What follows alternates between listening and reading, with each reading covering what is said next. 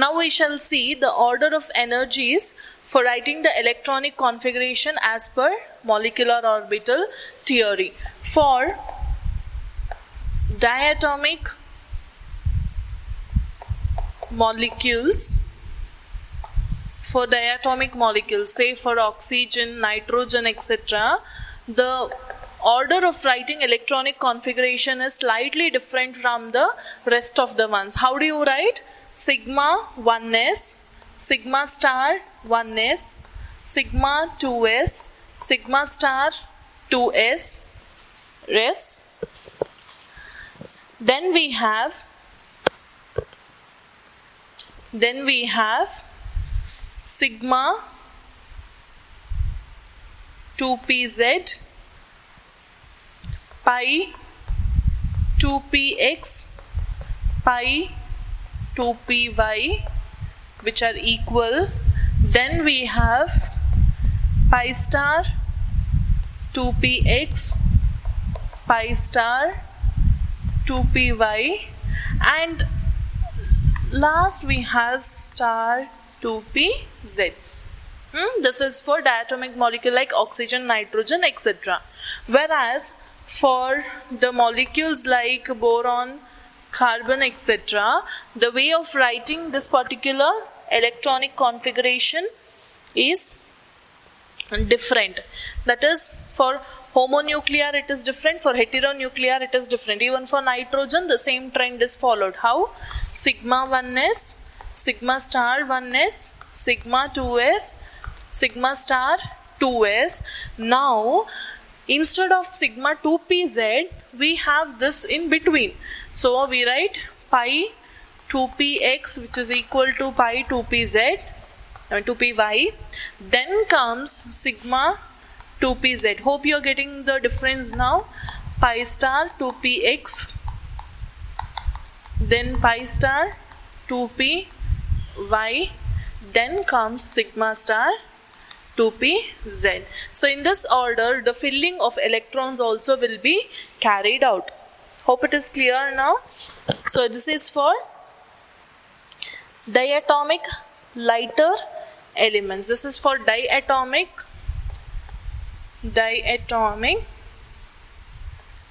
lighter elements. This is for diatomic but homonuclear atoms or molecules, it is written that way.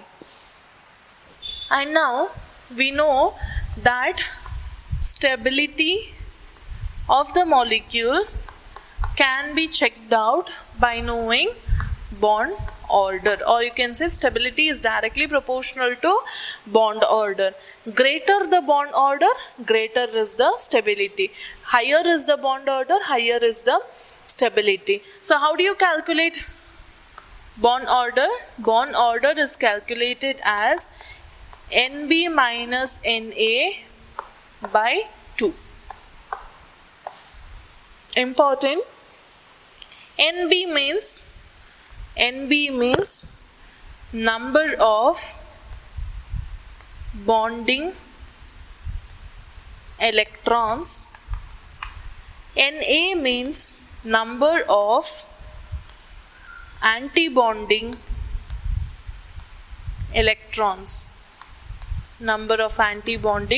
electrons. So this is what bond order formula is about. So you have to write the electronic configuration as per this.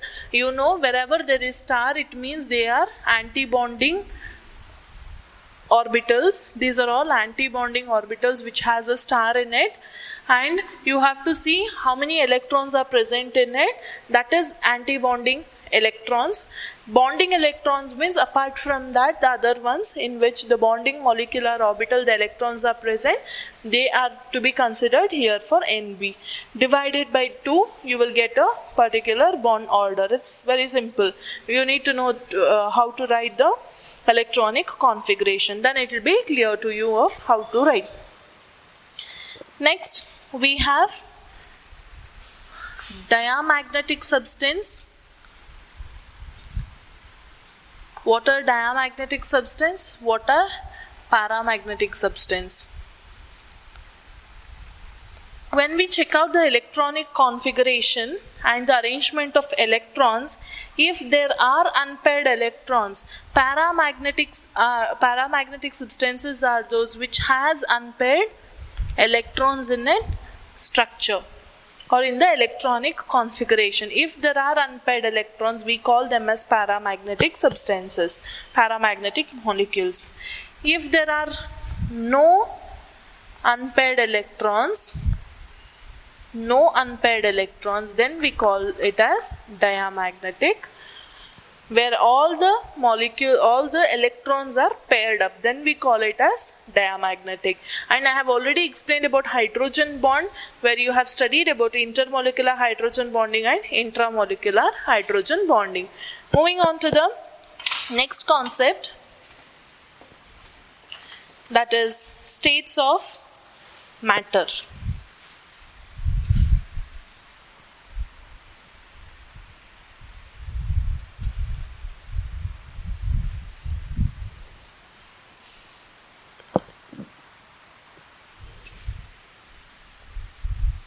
In states of matter,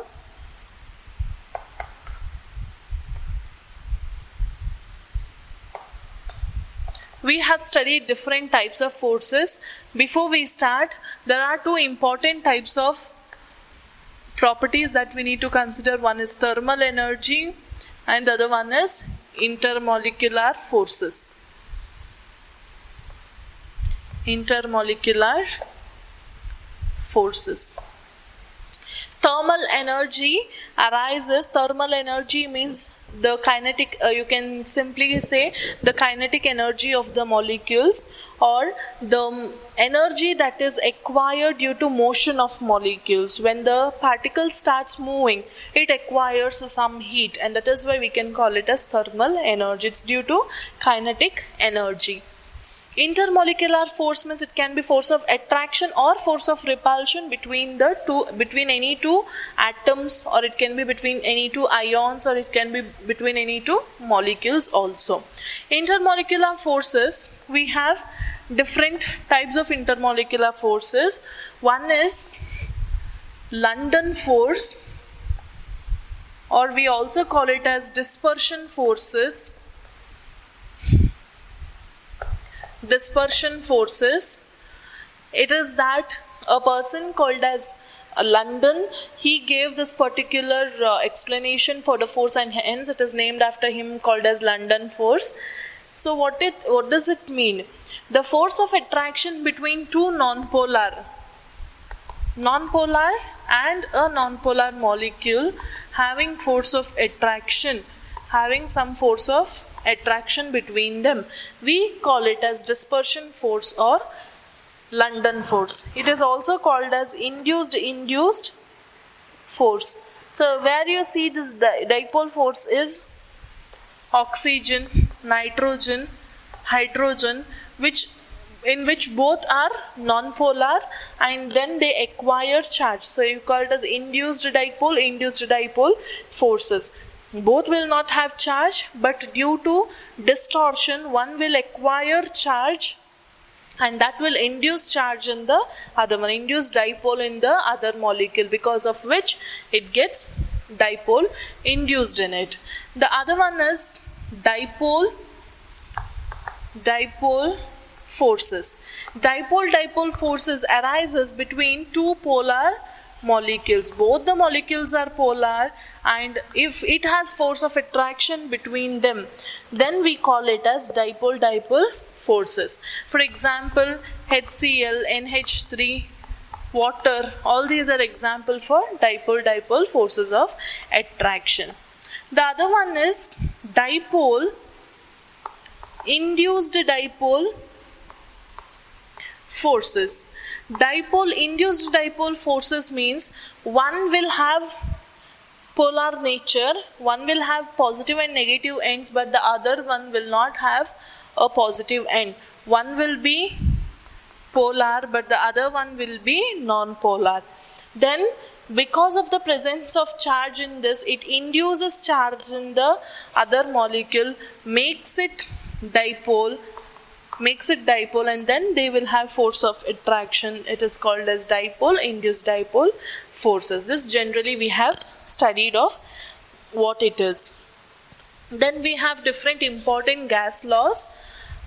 There are certain laws given to describe the property of gases. We generally know the nature of gases, need not mention they are compressible, they do not have a definite shape, they do not have definite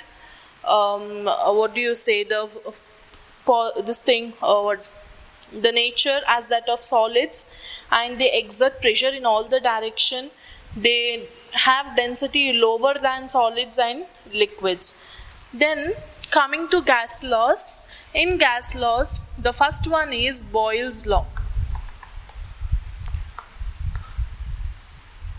Boyle's law, remember, it is at constant temperature. Here constant N and T. N is number of moles, T is temperature. At constant temperature, pressure is inversely proportional to volume is the expression for Boyle's law. That is, pressure is inversely proportional to volume. Volume of a gas is inversely proportional to pressure. When you increase the pressure, volume decreases, because volume is nothing but the space occupied by that particular substance. So here, since we are speaking about gas, it's about gas. What happens when you increase the pressure? The volume, the space which was occupied by the gas has been decreased now when it is pressurized. So volume decreases when pressure increases. When you increase pressure, volume decreases. That is why P is inversely proportional to V at constant temperature. Here temperature is kept constant as well as N is also kept constant. The other law is Charles' law. In Charles' law, this takes place at constant pressure. Here pressure is kept constant, and you know that when the graph is plotted with pressure versus volume, the curve which we get are called as isotherms. Why it is called as isotherm? Iso means same, therm means temperature. Isotherm means having same temperature. Charles' law is at constant pressure. So here at constant pressure, volume is directly proportional to temperature, in the sense when volume increases, temperature also increases. So this is about Charles' law, and the graph that you get by plotting volume versus temperature is called as isobar. Isobar, bar refers to pressure here. Isobar means same pressure. The curves which are obtained are called as isobars. So do remember the graphs of this, do remember the mathematical expressions, because most of the questions can be related to this as well. Otherwise they can give you some applications in day-to-day life related to these laws, and they can ask you to explain or to find out the right option out of the given options. Now we also know what is absolute zero temperature. In Charles' law, we come across a term called as absolute zero. Absolute zero means it's not that there is something that is zero. It means the temperature at which the volume occupied by the gas is zero. It is actually an imaginary term. There is nothing called absolute zero, because if volume occupied is zero, that means gas doesn't exist itself. So there is nothing called absolute zero. Just for calculation purpose it is used, or as a standard one for the comparison, this particular term is used, that is absolute zero, where the volume of gas becomes zero. Moving on to the next laws, Gay-Lussac's law. Gay-Lussac's law, it is at constant, it's at constant volume, at constant volume as well as in pressure is directly proportional to temperature. As you increase the pressure, temperature also increases. This is Gay-Lussac's law. And the curve which we get here, the graph after by plotting pressure versus temperature, see here, Here it is V. V means volume. Isochore. Core refers to volume. So isochoric process means where the volume is constant. Isochores are the graphs obtained by plotting pressure versus temperature. If you are plotting a graph with pressure versus temperature, then this particular graph is called as isochore. The other law is Avogadro's law. Avogadro's law again. Here, pressure, temperature are constant. In such a condition, equal volume of gases contain equal number of molecules. We have studied this in structure of atom concept also, where in basic concepts of chemistry, where equal volume of gases contain equal number of molecules. We know Avogadro's concept. So 1 mole of any substance means Avogadro number of molecules, and that is why we have a statement V directly proportional to N. Now the most important part in states of matter is ideal gas concept. What is an ideal gas? We have studied about Boyle's law, Charles' law, Avogadro's law. A gas which can satisfy all these conditions of Avogadro's law, Boyle's law and Charles' law are said to be ideal gases. In fact, there are no ideal gases that exist in nature. This is an imaginary type of gas that we have. Ideal gases, it must satisfy all the 3 conditions of these laws, and hence we arrive at an expression PV is equal to nRT by combining these 3 equations of these 3 laws, where P is pressure, V is volume, N is number of moles, R is universal gas constant, depends on the conditions again, T is absolute temperature. Using this now, we have different conditions at which a gas can show ideal gas behavior, because we have one more type of gases called as real gases, or they are also called as non-ideal gas. Non-ideal gases, now you have oxygen, nitrogen, carbon dioxide. These are all non-ideal gases. They are not ideal gases. They are real gases. They exist. So when do you say that it can show ideal gas behavior? At a high temperature and low pressure, these are the conditions at which real gases can show ideal gas behavior. Now there is a factor through which you can know the ideal gas behavior of any substance. It is called as compressibility factor. Compressibility factor tells you to what extent a gas is showing ideal gas behavior. Compressibility factor is denoted as Z, which is the ratio of PV to nRT. It is for n moles of gas. If they ask you for 1 mole of gas, you are supposed to write 1 RT here. Checking out this, you can know whether a gas is showing ideal gas behavior or not. How? See, if it is ideal gas, PV is equal to nRT, then what must be the value of Z? Z must be equal to 1. If they are non-ideal gases, their values will differ. It can be less than 1 or greater than 1, again depending on the condition.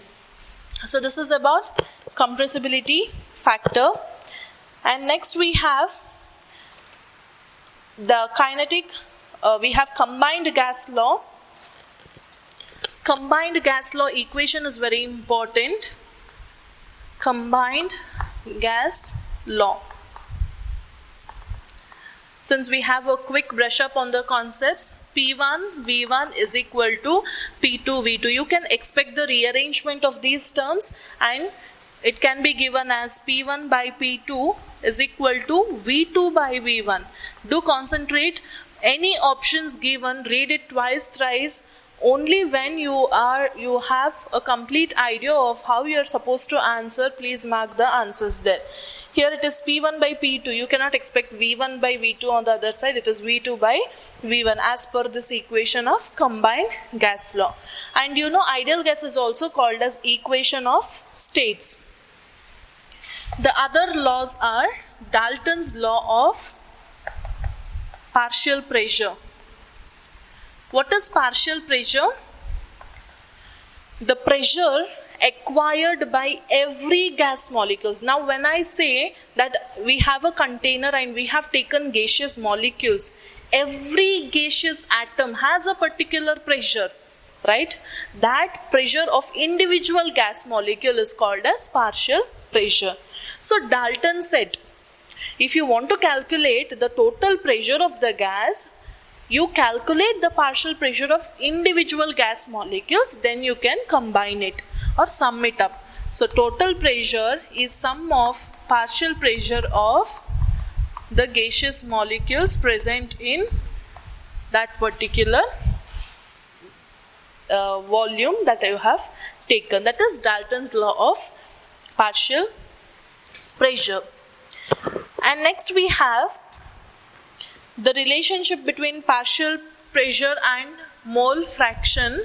That is, partial pressure is equal to mole fraction of that gas into total pressure. This means I molecule, I number of molecules. Then kinetic theory of gaseous molecules, a very important one. Again, hope you remember all the postulates of it. If you have taken gas in a particular container, what do you see?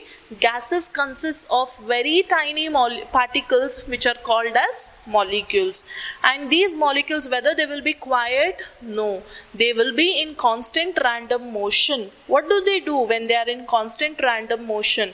They go hit the walls of the container, they hit each other, and what happens when they hit each other? There are no changes taking place in their individual energies.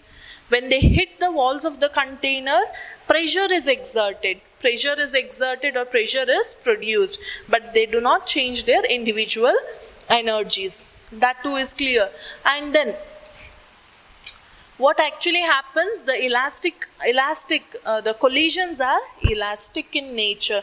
The collisions are elastic in the sense when they hit, they bounce back without any change in energies. So all these you know, and the most important point is kinetic energy is directly proportional to absolute temperature.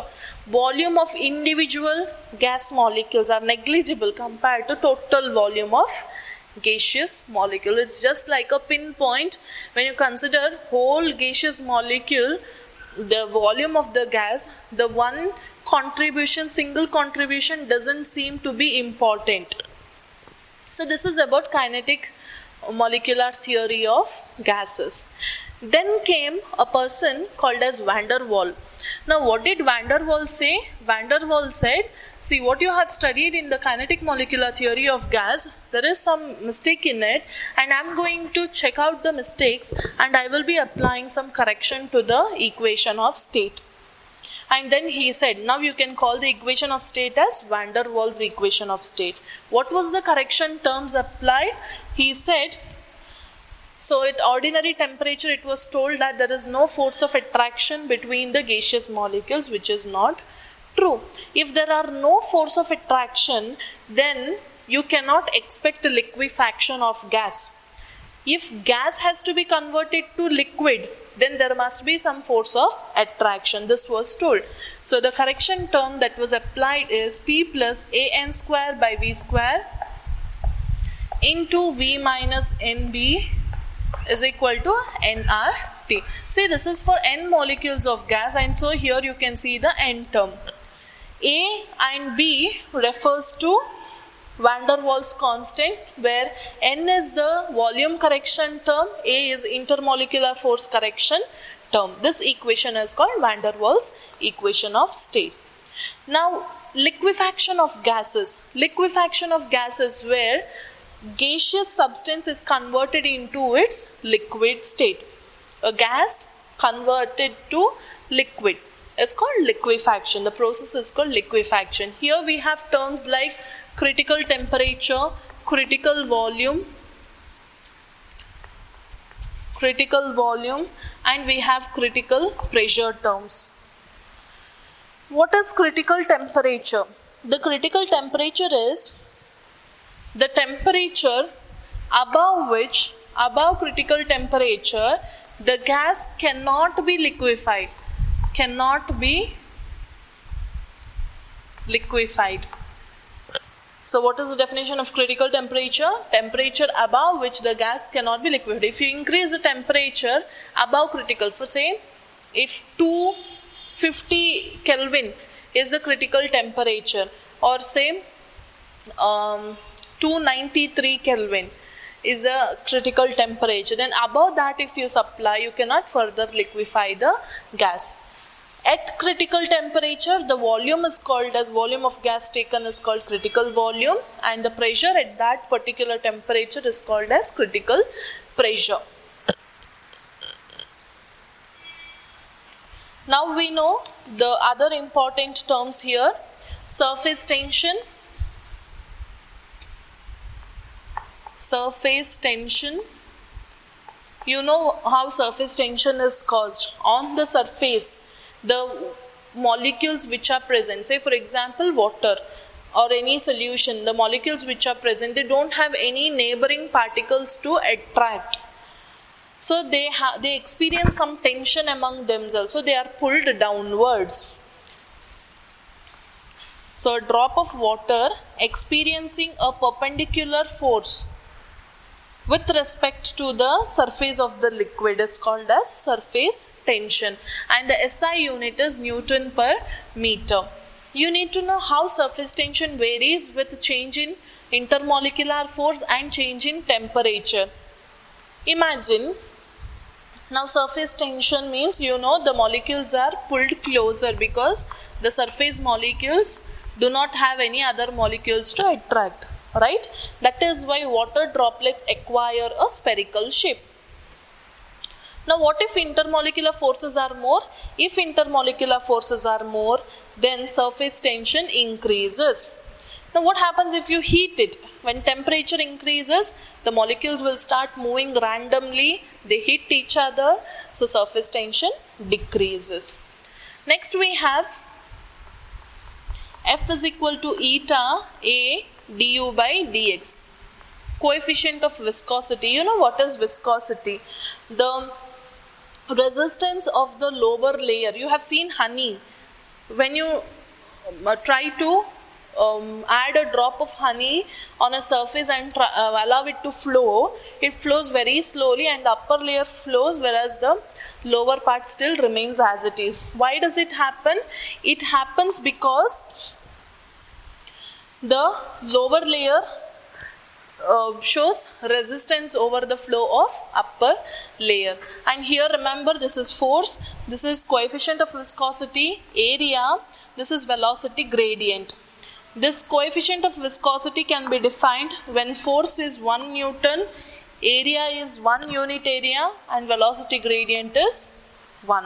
So these are the important points in the concepts that we are going to discuss next.